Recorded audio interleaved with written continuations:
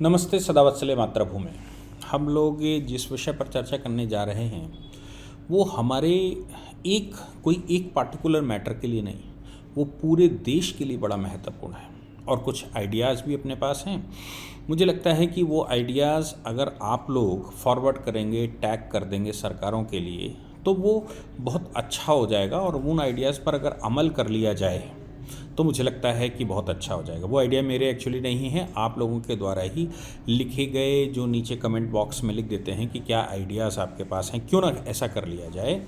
और उसमें कुछ मेरा भी अपना ऑब्जर्वेशन है, उनको मिलाकर है। मामला है हल्द्वानी का। हल्द्वानी में हम सब जान ही रहे हैं कि रेलवे की ज़मीन, जिस पर कहा गया कि रेलवे की ज़मीन है, रेलवे की ज़मीन पर बसते बसते झुग्गी बसी, झुग्गी बसने के बाद बहुत बड़ी बस्ती बस गई।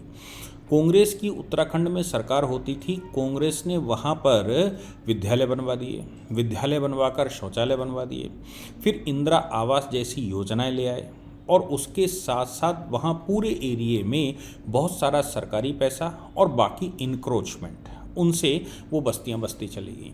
नगर महापालिका ने उसमें रसीदें काटनी शुरू कर दी, उन्होंने अपना टैक्स वसूली शुरू कर दिया। कुल मिलाकर जो मामला आया वो ये आया कि जब रेलवे ने वो ज़मीन खाली करने की बात कही, हाई कोर्ट में केस डाला गया, पहले इविक्शन का ऑर्डर दिया गया, उसको चैलेंज कर दिया गया हाई कोर्ट ने दस्तावेज मांगे चैलेंज करने वालों से, दस्तावेज तो थे ही नहीं, और जो दस्तावेज थे वो केवल मेमोरेंडम थे। मेमोरेंडम से मतलब है कि सरकारें बीच बीच में इस तरह के मेमोरेंडम जारी करती है कि हम ये करना चाहते हैं, फिर उसके बाद लीगल प्रोसीडिंग में जाती है और लीगल प्रोसीडिंग में उसकी सैंक्शन लेने के बाद कोई जियो करती है और जियो करने के बाद उस पर इम्प्लीमेंटेशन के लिए अथॉरिटी बिठाती है।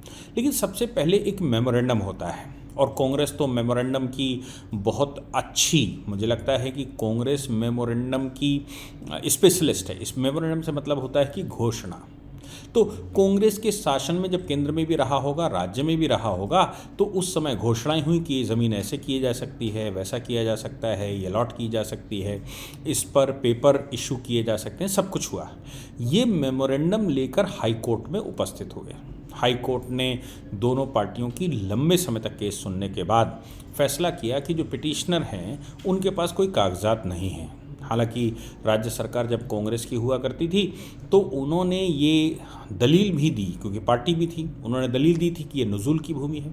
नुज़ूल की भूमि से मतलब ये राज्य की भूमि है, रेलवे की भूमि नहीं है। लेकिन वो भी ये सिद्ध नहीं कर पाए कि नुज़ूल है कि ये रेलवे है। कुल मिलाकर रेलवे ने जब वहाँ पर 1884 में बनी होगी, तब से लेकर 1959 का जो डिक्लेरेशन है, 1959 में रेलवे ने वहाँ पर एक बोर्ड लगाकर डिक्लेरेशन किया था कि ज़मीन रेलवे की है, यहाँ पर कोई वास न करे और जो वास करेगा वो अतिचारी, इनक्रोचर कहलाएगा। 1959 से लेकर इतनी बड़ी बस्ती थी कि 50,000 लोग वहाँ पर रहते थे, कांग्रेस साथ में थी, इसलिए वो इम्प्लीमेंट कभी हो ही नहीं पाया। लेकिन रेलवे ने कभी अपना क्लेम नहीं छोड़ा, रेलवे सदैव कहता रहा कि ये ज़मीन हमारी है। मोदी जी की सरकार 2014 में बैठी तो उसके बाद रेलवे ने उस पर लीगल प्रोसीडिंग शुरू की, क्योंकि सरकार इन्वॉल्व निश्चित रूप से रही होगी, और बाद में उत्तराखंड में सरकार बीजेपी की बन गई, तो फिर दोनों सरकारों का अपना रुख रहा होगा। कुल मिलाकर रेलवे ने हाई कोर्ट से ये आदेश ले लिया कि ये इविक्शन किया जाए। बहुत बार नोटिस हुआ, बहुत बार अल्टीमेटम दिया गया, लेकिन धरने प्रदर्शन देकर वो सब होता रहा। हाई कोर्ट ने आदेश दे दिया कि भाई ये तत्काल 1 हफ्ते में खाली की जाए। अब उसको मीडिया चैनल्स ने कवर किया और मीडिया चैनल्स ने कवर करके, ख़ास तौर से एनडीटीवी जैसे मीडिया चैनल्स ने कवर करके ये बताया कि भाई ये होमलेस हो जाएंगे, कहाँ जाएंगे, इनको ज़मीन का अधिकार है, रहने का अधिकार है, वो राइट टू लैंड ये फंडामेंटल राइट है, right to live fundamental right है, right to life fundamental right है। इसमें बूढ़े बच्चे जवान हैं, बच्चे कहाँ पढ़ने जाएंगे, स्कूल अगर आप कह रहे हो कि गलत तरीके से बना दिए गए। लेकिन कानून इन सबसे परे है। कानून तो कागज़ मांगता है और कानून प्रमाण मांगता है, ना ही कोई प्रमाण था और ना ही कोई कागज़ था। कुल मिलाकर हाई कोर्ट का ऑर्डर फाइनल हो गया, देश में हंगामा हो गया, धरने प्रदर्शन हो गए, मामला सुप्रीम कोर्ट चला आया। सुप्रीम कोर्ट में 3 जजों की बेंच के सामने मेंशन किया गया और 2 जजों की बेंच के सामने ये बात गई कि तत्काल 1 हफ्ते में कैसे खाली हो। जबकि रेलवे का कहना था कि ये एक बार की बात नहीं है, अभी तो 7 दिन का अल्टीमेटम फाइनल दिया गया। इससे पहले भी 3-4 बार ये ऑर्डर हो चुका है और खाली करने के आदेश हो चुके हैं। इन लोगों के पास कोई वो नहीं था, लेकिन ये इकट्ठे होकर प्रोटेस्ट करते रहे। तो कुल मिलाकर कांग्रेस शासन के दौरान इतनी हिम्मत नहीं थी कि इनको खाली करवाया जा सके। अब लोगों का कहना ये भी है कि भारतीय जनता पार्टी की केंद्र में सरकार है, जिसकी रेलवे मिनिस्टर है, और राज्य में भी भारतीय जनता पार्टी की सरकार है, और वहाँ पर रहने वाले 85% मुस्लिम हैं, 10-15% ही केवल हिंदू हैं। वहाँ पर मस्जिदें बनी हुई हैं, वहाँ पर मदरसे बने हुए हैं, मज़ारें बनी हुई हैं, तमाम तरह के मुसलमानों के स्ट्रक्चर बने हुए हैं। हिंदुओं के भी जो 15% 10% हिंदू रहते हैं, उनके भी मंदिर बने हुए हैं। आप सबको खाली करवाना चाहते हैं। तो एक एलिगेशन जो लगाया गया कि मुसलमानों के पीछे पड़ी हैं, वो इसलिए फेल हो जाता कि वहाँ 10 से 15% हिंदू भी है। खैर, ये तो प्रकरण चल ही रहा था। 2 जजों की बेंच, ऑनरेबल जस्टिस ओका और ऑनरेबल जस्टिस संजय किशन कौल, इनकी अदालत में गया। स्टे की मांग की गई, उन्होंने स्टे कर भी दिया। कल, या मैं कहूँ आज, सुप्रीम कोर्ट ने सुनवाई करते समय सेंट्रल गवर्नमेंट को बुलाया, रेलवे को बुलाया। रेलवे से कहा कि भाई क्या प्लान है आपका, ये इविक्शन का ऑर्डर क्या है। तो उन्होंने कहा कि साहब क्या बताएं, ये तो इनक्रोचमेंट है, इलीगल ऑक्यूपेशन है, करें क्या।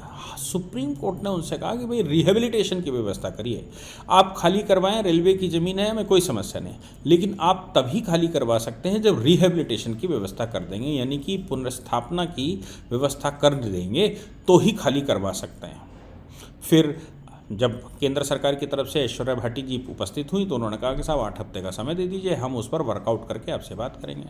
हालांकि गोंसाल्वेस जो उन अतिचारियों के पक्ष में खड़े थे या उनकी तरफ से केस लाए थे, उन्होंने ये कहा कि साहब कोई इशू नहीं है, बैठकर बात कर लीजिए, कैसे रिहेबिलिटेट होगा हमसे चर्चा कर लीजिए, हम बैठकर उसको एक टेबल पर कर लेते हैं। हालांकि सुप्रीम कोर्ट ने कहा कि आप सीनियर काउंसिल हैं, आप ही बैठ के शुरुआत कर लीजिए। खैर, वो वर्कआउट नहीं हो पाया। कुल मिलाकर ऐश्वर्या भाटी जी ने कहा कि हम इस मामले में सरकार से बात करेंगे और बात करके इस पर वर्कआउट करेंगे। मेरे कुछ सुझाव हैं अब, जो मैं आपसे चाहता हूं कि आप सभी उनको सरकार तक एटलीस्ट पहुंच जाएं, सरकार के स्टेक होल्डर्स पर पहुंच जाएं, या लोग कहना, जो बुद्धिजीवी लोग हैं वो कहना शुरू कर दें।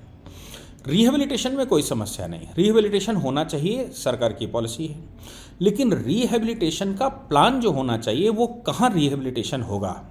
मेरा मानना है कि कहीं न कहीं ये कहीं से तो आए होंगे लोग वहाँ पर रेलवे की ज़मीन पर बसने, 100 साल ही सही, लेकिन कहीं से तो 100 साल पहले आए होंगे, या 50 साल पहले, या 40 साल पहले, 30 साल पहले। कुछ लोगों का कहना है कि हम 100 साल से रह रहे हैं, कुछ लोगों का कहना है हम 20 साल से, कुछ का कहना है 30 साल से, कुछ का कहना है 40 साल से। मेरा मानना है हम 100 साल की बात समझ लें।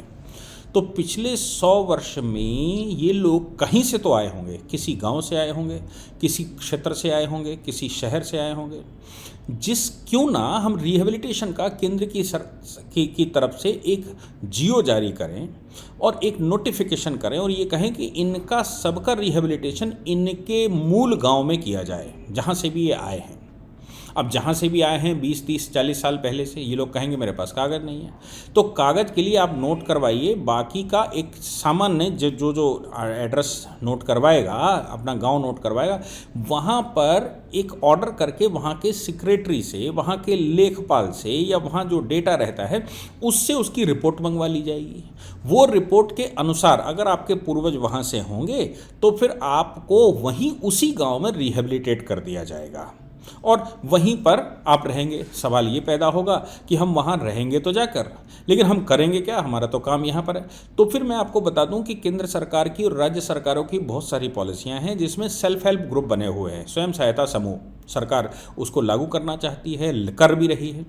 उसके लिए पूरी मशीनरी वहाँ पर है, ब्लॉक लेवल पर मशीनरी होती है, वहाँ अधिकारी होता है। सेल्फ हेल्प ग्रुप के लिए बैंक में अकाउंट खोलने की व्यवस्था होती है, उन अधिकारियों की कंसेंट होती है वो, और उसमें लोन का प्रावधान होता है।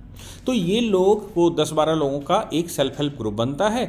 वो लोग मिलकर एक स्वयं सहायता समूह बना लें, जिस विधा में पारंगत हैं वो प्रोडक्ट बनाना शुरू कर दें।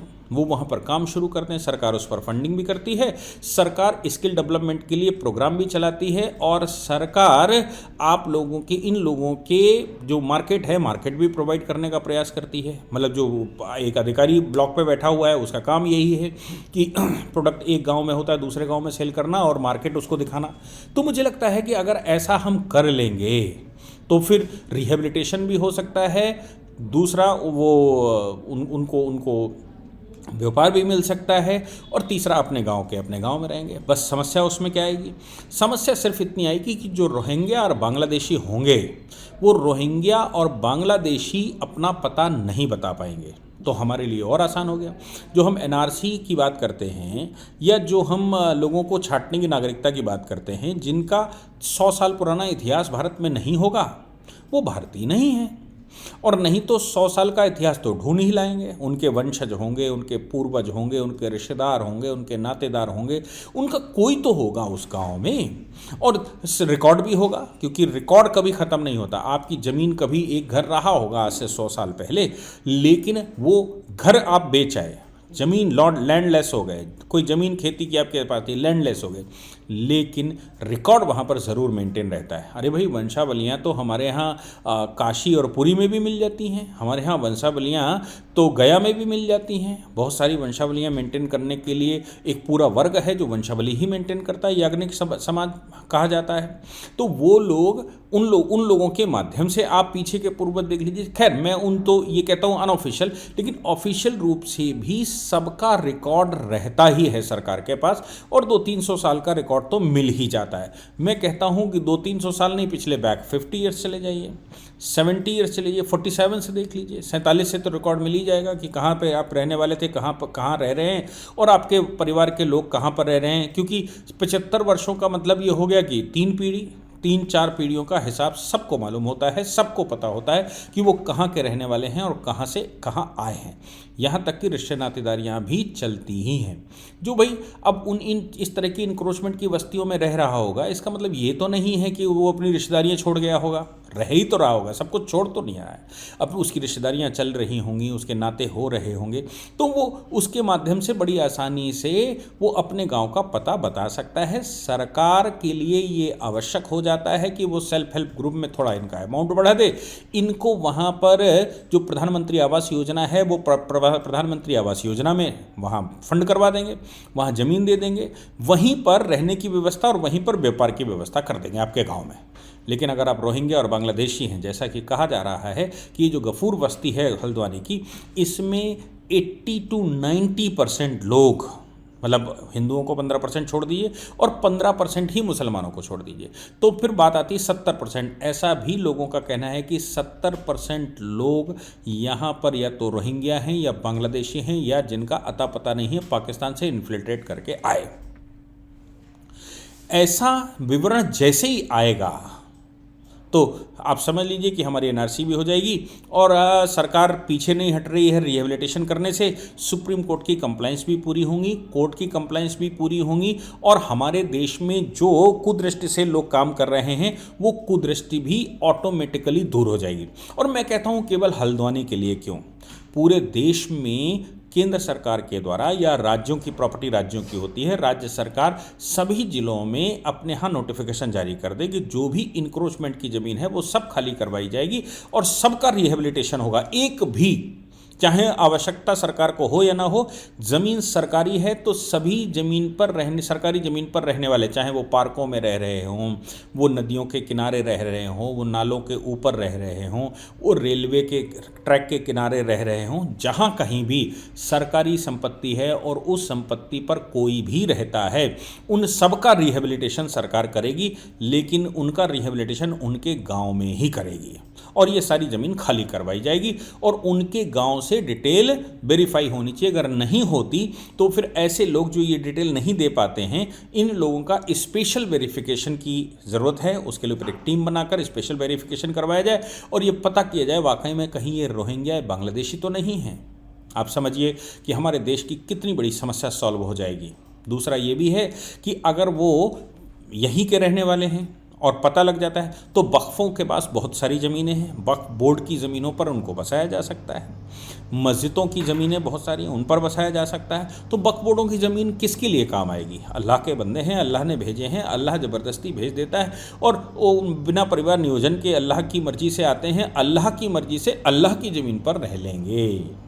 तो मुझे लगता है कि इससे बहुत अच्छा सलूशन निकल सकता है। मैं उम्मीद करता हूँ आप सभी लोगों को ये सलूशंस समझ में आए होंगे और आप इस सलूशन को पूरे देश में सर्कुलेट करेंगे ताकि सरकार के उन बंदों के पास तक खबर पहुंच जाए जो इसमें स्टेक होल्डर हैं और सरकारें इन विषयों पर बिल्कुल ऐसे ही या इसको और एक्सप्लोर करें, एक्सप्लोर करके इस पर कानून बना लें और इसके साथ ही जो कुछ रिहेबिलिटेशन करना है कर लें। जय हिंद, जय भारत, वंदे मातरम।